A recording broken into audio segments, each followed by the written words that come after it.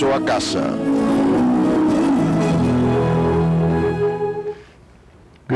Buenas noches y bienvenidos al regreso a casa. Soy Marcos Glodaya, el anfitrión de este programa. Todas las semanas tengo el privilegio de presentarles a personas quienes, por su gran amor por Cristo, han venido a casa, a la Iglesia Católica. Y estamos en el episodio del mes titulado Primer Lunes de Línea Abierta, en donde ustedes le dan vida al programa con sus llamadas y mensajes electrónicos. Suelo volver a invitar a un invitado anterior quien ya nos ha contado su historia en detalle. Nos la volverá a contar brevemente durante la introducción, pero principalmente queremos que ustedes nos empiecen a llamar con sus preguntas. Esta noche nuestro invitado es el Dr. Robert Stackpole, antiguo clérigo anglicano. Nos acompaña para contestar sus preguntas. Las preguntas van dirigidas a él, no tanto a mí. Así que, si desean llamarnos, el número es 1-800-221-9460, o también pueden llamar, en especial fuera de Norteamérica, al 205-271-2980. Si nos ven desde la patria del Dr. Stackpole, Canadá, nos pueden llamar al 205-271-2980, o nos pueden escribir a journeyhome@ewtn.com. Robert, bienvenido nuevamente al regreso a casa. Gracias, Marcus, es un gusto estar aquí. Es un gusto volver a verte, vienes desde Vancouver. Así es, desde el frío norte. Aunque ya no es tan frío, ¿cierto? Así es, no en esta época del año. A veces me pregunto cuándo empieza la época de hielo y de calor, pero de hecho tu zona del país es bastante agradable. Sí, no hace tanto frío, es la costa occidental, British Columbia, es muy bonito por allá. Bien, en este episodio de Regreso a Casa siempre invito al invitado que nos dé un breve resumen de su recorrido hacia la fe para hacerle recordar a la audiencia. Y esta noche en particular le quiero contar de una vez a la audiencia que nos vamos a enfocar, aunque trabajas en el Santuario de la Divina Misericordia y usualmente tú tratas con ese tema, nos queremos enfocar en el tema de tu libro San Pedro vive en Roma. Así que, aquellos de ustedes que estén llamando o mandando mensajes electrónicos, os gustaría que hagan preguntas sobre el oficio petrino, San Pedro, el Papa, la historia del Papa en Roma. De eso se trata el libro de Robert, San Pedro vive en Roma, el cual explica el mal comprendido ministerio del Papa. Pero primero, cuéntanos un breve resumen de tu regreso. Seguro, en resumen, mi regreso consiste en que soy hijo de un clérigo bastante bueno, un pastor protestante. Así que soy hijo de un predicador y me enseñaron a creer muchas cosas buenas sobre nuestro Señor Jesucristo y las Sagradas Escrituras. Pero yo me encontraba dentro de una especie de recorrido y cuando era universitario me involucré con una iglesia episcopal, la cual convenientemente estaba cruzando calle del dormitorio universitario. Así que los domingos por la mañana apenas me levantaba iba a la celebración de la Eucaristía. Y fue a través de la iglesia episcopal que conocí toda la historia de la iglesia primitiva, la liturgia. La iglesia anglicana tiene una rica tradición de la liturgia y de la historia de la iglesia, los santos y cosas así. Así que gradualmente me volví anglicano y finalmente me hice clérigo anglicano. De hecho, fui ordenado en Inglaterra cuando fui a Inglaterra a estudiar. Fui a Oxford a estudiar teología y terminé siendo ordenado como sacerdote anglicano en Inglaterra. Pero el recorrido no había terminado, para mi gran sorpresa.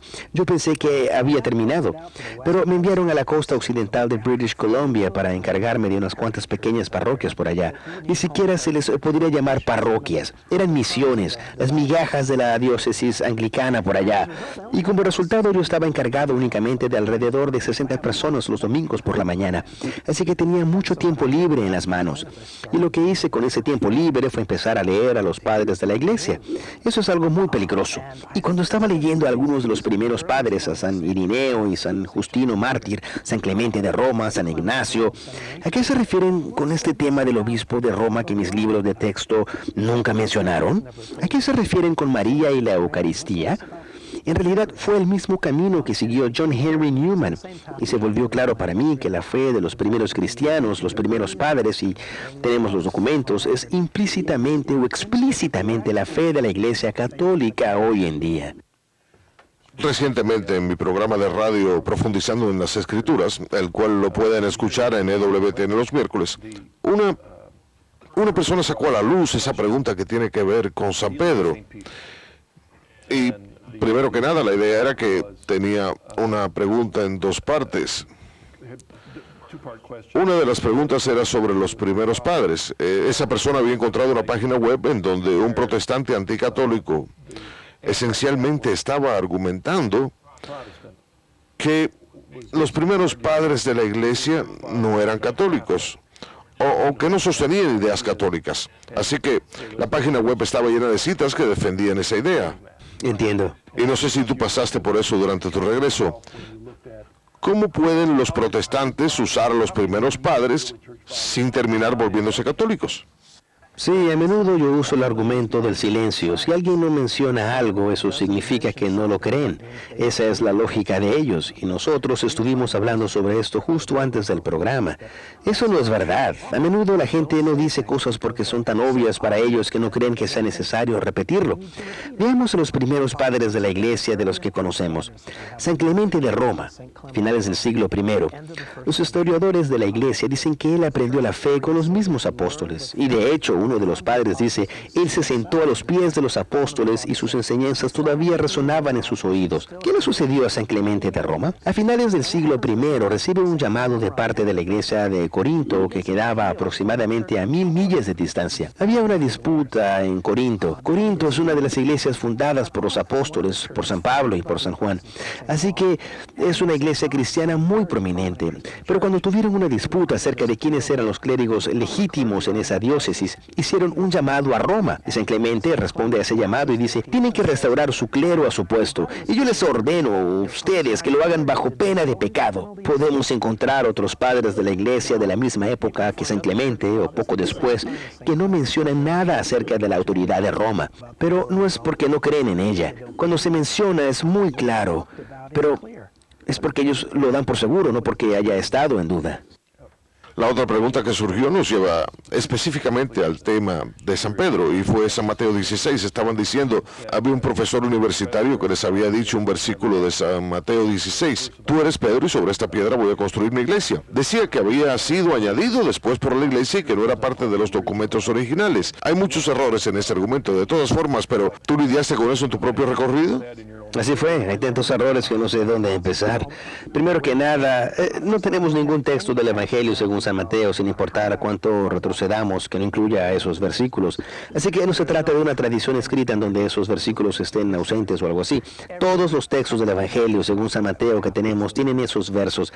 En segundo lugar, mira la forma en la que Jesús habla en ese versículo. Él habla en una forma muy palestina. Dice, dichoso tú, Simón, hijo de Jonás. Es la forma en la que uno se refiere a alguien cuando está hablando en Palestina. Uno le diría Simón, hijo de Jonás. Uno menciona el nombre del Padre, porque esto no lo conociste por medios humanos, sino porque te lo reveló mi Padre que está en el cielo. Jesús no dice el Padre o nuestro Padre, Él dice mi Padre. Y si miramos el resto de los evangelios, esa es la manera característica de Jesús para referirse a su Padre en el cielo. Y luego dice, te daré las llaves del reino de los cielos. Como tú sabes, las llaves son una referencia al Antiguo Testamento. Las llaves las cargaba el secretario principal del rey en el antiguo reino de Israel. Él usaba la llave del rey sobre su hombro para mostrar que tenía la autoridad del rey donde fuera que estuviese. Así que Jesús está usando una antigua frase israelita, las llaves del reino, para decir, Pedro, te nombro mi secretario principal para mi casa, para mi reino. Y luego dice, lo que tú ates aquí en la tierra también quedará atado en el cielo. Eso también es antiguo. Es la forma en la que los antiguos rabinos del siglo I decían sobre la autoridad de prohibir y permitir dentro de la comunidad de la fe. Así que todo esto dice que todo con respecto a ese pasaje nos indica que proviene del siglo I y fácilmente pudo haber provenido de los mismos labios de Jesús. Robert, ¿qué hizo que escribieras este libro? San Pedro vive en Roma. ¿Fue a causa de tu propio conflicto con ese tema dentro de tu propio regreso? Sí, en parte a causa de mi propio conflicto, pero creo que todo el mundo que viene a la iglesia católica de otra iglesia cristiana se encuentra con este obstáculo. Es una de las cosas distintivas del catolicismo, la autoridad del obispo de Roma. Creemos que la iglesia tiene una cabeza visible. Por supuesto, la cabeza invisible de la iglesia es Jesucristo mismo, quien llena a la iglesia con su Espíritu Santo y la guía. Pero creemos que así como hay pies y manos visibles, que somos todos nosotros en nuestros varios ministerios y apostolados, de la misma forma hay una cabeza visible y unificadora que Jesús puso en la iglesia para servir y asegurar su unidad y verdad y amor. Así que escribí el libro precisamente porque yo sabía que casi todos los conversos que vienen a la iglesia católica tienen que luchar con ese obstáculo. También sabía que existen libros muy largos y muy buenos, libros excelentes sobre este tema. Así es. Pero yo quería escribir uno que fuese una versión en forma de compendio para las personas que no tienen tiempo de leer muchas notas a pie de página y cosas así, que solamente quieren aprender sobre el tema en un fin de semana de lectura intensa. Tenemos un mensaje electrónico. De hecho, sé que mi productor está trabajando en ello, pero brevemente podría leer este mensaje electrónico porque tiene que ver con un tema sobre el cual hemos hablado en el pasado, pero parece apropiado porque tiene que ver con el tema del pasaje del Evangelio según San Mateo. Nos escribe Dick: recientemente escuché a uno de los principales teleevangelistas restarle importancia a la referencia de San Pedro como piedra. Decía que la palabra piedra original en griego no es la misma que conocemos.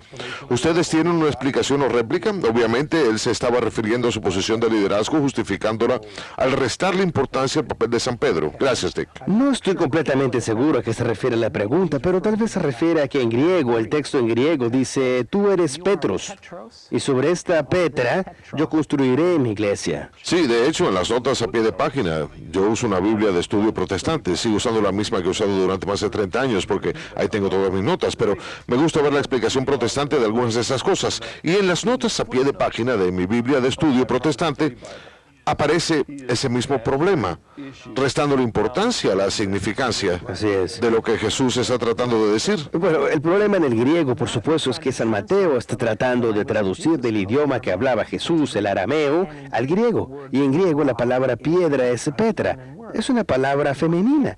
Pero él no puede llamar Petra a Pedro porque Pedro es hombre. Así que por eso es que San Mateo describe, tú eres Petros, masculino, y sobre esta Petra yo construiré mi iglesia. Pero en arameo, el idioma que hablaba Jesús, hubiera sido la misma palabra. Tú eres Kefa, y sobre esta Kefa construiré mi iglesia. Así que Jesús está diciendo, tú eres roca, eres Rocky, y sobre esa roca construiré mi iglesia. Es la misma palabra, se refiere a la misma roca que acaba de mencionar San Pedro. Muy bien, cuando escribiste tu libro me di cuenta que como tuviste que condensarlo a diferencia de los largos tomos que ya existen, probablemente tuviste que concentrarte en lo que tú consideras los temas importantes. ¿Tenías en mente una audiencia? ¿Cuáles son los temas particulares que tú consideras importantes? Así fue. Tenía una audiencia en particular en mente, a la cual estoy acostumbrado, la cual consiste en anglicanos, ortodoxos orientales y cristianos, quienes tienen su propio grupo de preguntas sobre el ministerio de San Pedro. La gente que proviene de un entorno más evangélico puede que esté más interesada en los pasajes bíblicos. Y hablo sobre ese tema en el libro, pero le dedico más tiempo al testimonio de los padres de la iglesia sobre el ministerio de Petrino, porque los anglicanos y los ortodoxos orientales históricamente dicen, bueno, queremos interpretar las escrituras según los padres. Así que no están convencidos de que el testimonio de los padres esté claro con respecto a la autoridad inicial de la primacía de San Pedro. Así que aparte de la autoridad de San Clemente, del obispo de Roma en Roma, sobre una iglesia en Grecia, a 1000 millas de distancia, en realidad, cuando uno entiende la historia, hay todo tipo de problemas políticos ahí. Sí. No hay manera de creer que el obispo de la iglesia de Roma tendría alguna conexión. Así es.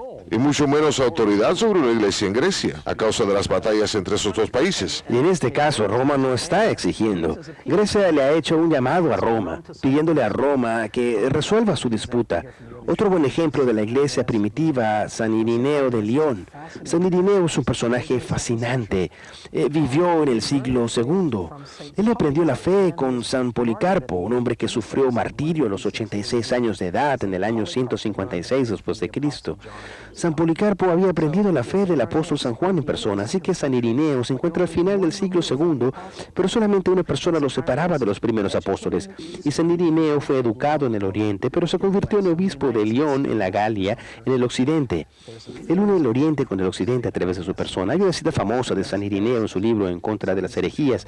En el segundo siglo, cuando se escribe en contra de algunas de las herejías, algunas de las distorsiones de la fe cristiana. Y él dice, ¿dónde hemos de encontrar la fe verdadera? Hemos de encontrarla en aquellas iglesias que fueron fundadas por los apóstoles mismos, aquellas sedes, aquellos obispados que fueron fundados por los apóstoles. Él dice, no puedo enumerarlos a todos, no tengo tiempo para hacerlo, pero nada más voy a mencionar uno, la gran iglesia fundada por los apóstoles más gloriosos, San Pedro y San Pablo. Y luego dice, es menester que todas las iglesias estén de acuerdo con esta iglesia a causa de su autoridad preeminente. O sea, los fieles de todos lados que sostienen la fe verdadera en todos lados. Y él dice, miren, si tienen alguna duda sobre en qué consiste la fe cristiana, acudan a Roma. Es la piedra angular de la ortodoxia, porque su tradición y enseñanza fue fundada por los dos apóstoles más gloriosos, San Pedro y San Pablo. creerlo. Nuevamente, este es un testimonio muy inicial, en este caso sobre la autoridad de enseñanza del obispo de Roma. Desde un punto de vista evangélico, que es de donde yo provengo, yo recuerdo haber leído eso y que me causó una gran sorpresa, pero me sorprendió no al mismo nivel que a un anglicano, a un episcopal o un ortodoxo, porque lo que me sorprendió más fue la idea de que un obispo tuviera autoridad. Yo provenía de una perspectiva evangélica, Jesús y yo solamente, en donde dos o más se reunían en mi nombre, yo estaré en medio de ustedes, pero la idea de que existiera una autoridad jerárquica y de que un hombre, que un pastor en Francia señalase hacia un obispo en Roma, pero desde una perspectiva ortodoxa, anglicana, incluso en la alta iglesia luterana, no estoy seguro si los luteranos se encuentren dentro del mismo círculo, pero hasta cierto grado los ortodoxos y los anglicanos consideran los primeros días de la iglesia como historia común. Con los católicos, ellos dirían, sí, bien, estoy de acuerdo con eso. Sí. Pero primero, ¿cuáles son los problemas que un anglicano o un ortodoxo vería con ese pasaje? En lo referente a la autoridad de San Pedro. Bien, primero, puede que se pongan quisquillosos y digan, en realidad no menciona el pasaje de San Mateo 16 basando la autoridad de Roma en Mateo 16, 18. Nuevamente, este es otro argumento que se basa en el silencio. Él no lo menciona y por lo tanto no lo cree. Puede que no lo mencione porque todo el mundo ya lo aceptaba. De hecho, les voy a ofrecer evidencia de que todo el mundo ya lo aceptaba. En el siglo IV, el Papa San Dámaso escuchó acerca de un canon que fue aprobado en un concilio que decía que Constantinopla debía ser la segunda sede del cristianismo porque era la nueva Roma. En otras palabras, porque era la nueva capital romana. Entonces San Dámaso escribió un decreto que decía, no, esa no es la base sobre la cual los obispos tienen autoridad en la iglesia. No porque sea la capital imperial, sino porque fue fundada por el apóstol San Pedro, quien fue el apóstol principal, nombrado por Cristo cuando le dijo, sobre esta piedra construiré mi iglesia. Y saben, él publicó ese decreto y ninguno de los padres de la iglesia lo disputaron, aunque algunos de los más grandes padres de la iglesia estaban vivos en aquel entonces y poco después. San Agustín, San Jerónimo, San Basilio Magno, San Gregorio Nacianceno, y ninguno de ellos lo disputó porque simplemente era... Acabas de mencionar a los grandes padres de la iglesia oriental. Sí, del oriente también. Sí, sí. Sí. ¿Qué otros problemas tendrían? Podrían decir que Roma solamente tenía una primacía de honor, así le llaman. Una primacía de honor porque Roma era la capital imperial y aunque San Pedro y San Pablo hayan sufrido martirio, Roma no tenía ninguna primacía o jurisdicción o autoridad de enseñanza por encima de las demás iglesias. Según lo que ya hemos mencionado, veamos a San Clemente y San Irineo. Es el siglo I y II. En San Clemente vemos la jurisdicción de apelación de la sede de Roma por encima de las demás iglesias. Es una corte de apelaciones en donde la gente puede llevar sus disputas para resolverlas, para que la iglesia pueda continuar unida bajo la autoridad de enseñanza de Roma, de la cual Irineo dio testimonio. Quiero alentar a la audiencia que visiten el catálogo religioso de EWTN. Podrán encontrar ahí el libro de Robert, San Pedro vive en Roma, para ver más detalles. Vamos a hablar de eso cuando tomemos más llamadas y mensajes electrónicos. He visto un mensaje electrónico, nos escribe Kathleen, va dirigido a ti, Robert. Soy una gran admiradora de su columna de preguntas y respuestas en thedivinemercy.org. ¿Cuál es la idea errónea más grande que los católicos tienen sobre el papado? Gracias, Kathleen. Bien, una de las ideas erróneas más grandes en tiempos recientes es que algunas personas que quieren disentir de la enseñanza del Papa y de la tradición católica dicen, si el Papa no lo ha definido ex cátedra, si no ha emitido una proclamación especial e infalible, entonces no tengo que creerlo. O sea, dicen que lo único que tenemos que creer son aquellas pocas cosas sobre las cuales el Papa ha decretado como algo obligatorio dentro de la Iglesia Universal. Por ejemplo, cuando va resuelto una disputa de doctrina o algo así, ciertas doctrinas como la Inmaculada Concepción o la Asunción de la Virgen, pero las declaraciones ex cátedra del Papa, en realidad, el Papa solamente hace eso para resolver una disputa sobre algún tema especial que esté dividiendo el cristianismo y la Iglesia Católica. Finalmente ha llegado a un pensamiento común sobre eso. Tal vez... Pero la autoridad de enseñanza ordinaria del Papa se llama su magisterio ordinario. Y la fe de la Iglesia siempre ha sido que cuando el Papa y los obispos en comunión con Él, hablan de forma definitiva, o sea, cuando ellos proclaman, esa es la fe católica, como lo hacen en el catecismo, entonces están guiados por el Espíritu Santo para hacer eso. De ninguna forma el Espíritu Santo permite al Papa y los obispos, por medio del consenso, que lleven a la Iglesia por un camino equivocado. Así que no se trata meramente de un puñado de decretos papales a través de la historia y que tienen autoridad para nosotros los católicos, sino de hecho toda la tradición y enseñanza salvaguardada por el Papa y los obispos juntos. Bien, Robert, nos llama Roshat desde Florida. Hola, Roshat, creo que ya nos ha llamado antes. ¿Cuál es su pregunta? Hola, Marcos. Hola. Estoy muy emocionado por estar en el programa. Son la razón por la cual yo soy católico el día de hoy. Alabado sea Dios. Mi pregunta es, recientemente, parece ser que la Santa Sede está trabajando de manera más ferviente para la reconciliación del Occidente y Oriente. El patriarca de Constantinopla estuvo en la apertura del año de San Pablo. Así que mi pregunta en realidad es, ¿cómo creen que el papel del Santo Padre en la Iglesia cambiaría si el patriarca de Constantinopla y las iglesias ortodoxas orientales más adelante se reconciliasen con Roma? Bien. En cierto sentido, esa es la pregunta del $1.000.000. El Papa Juan Pablo II, en su encíclica Ut Unum Sint de 1995 sobre el ecumenismo, básicamente abrió la puerta a la Iglesia Ortodoxa Oriental y dijo, sentémonos a discutir la naturaleza de la primacía de Roma. Debamos examinarla bajo la luz de nuestro deseo común de unirnos. Y en cierta forma, no viola nada esencial sobre la primacía romana, porque el Papa estaba diciendo tal vez algunas cosas en la ley canónica que el Papa hace o sobre las cuales él tiene autoridad, tal vez se trate de acreciones históricas, tal vez no sean esenciales para el ministerio romano, pero eso es precisamente lo que las comisiones ecuménicas están evaluando en este momento, prácticamente en este mismo momento. Hace apenas unos meses atrás, el cardenal Casper en Roma emitió una declaración muy importante. Él dijo, por primera vez los ortodoxos orientales están dispuestos a admitir que es necesaria una primacía universal en la Iglesia. Antes solían decir, se trata únicamente de una primacía histórica honoraria en Roma. Pero no hace falta un pastor de pastores, una especie de autoridad que una a todos los obispos del mundo. Pero de hecho ha habido un gran progreso en el diálogo ecuménico en este ámbito. Todavía les falta mucho. Sí. ¿Puedo predecirlo? ¿Cómo el ejercicio de la primacía romana cambiará?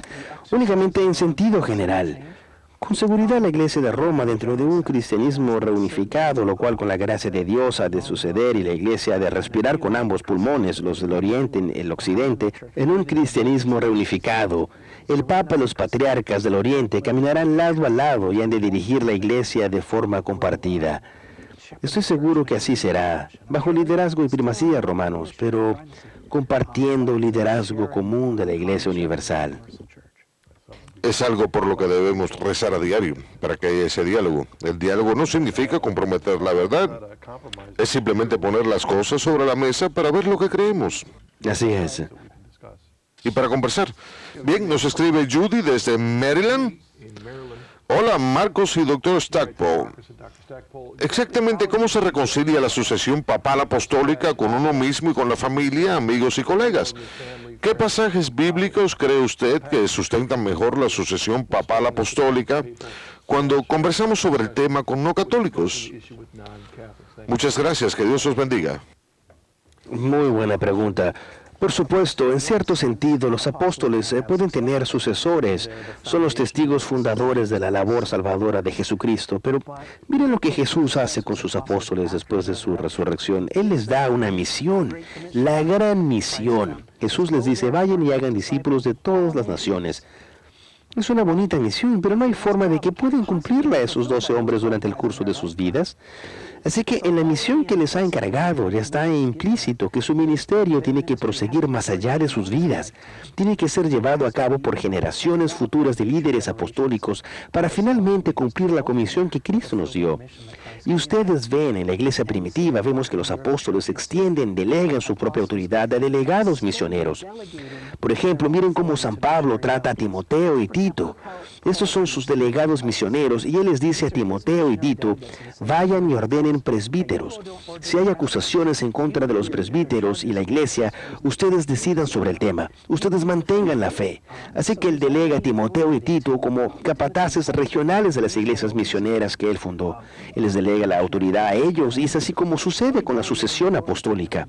La autoridad para liderazgo pastoral dentro de la iglesia proviene de los apóstoles, a sus delegados misioneros, precisamente para cumplir esa comisión original. Lo que dijo Jesús, hagan discípulos de todas las naciones. Yo estaré con ustedes hasta el final de los tiempos. Lo cual es buen indicio de que esto va a tomar hasta el final de los tiempos para completar esta comisión. Cuando yo tuve que pasar por ese mismo recorrido, porque la cuestión no era muy convincente,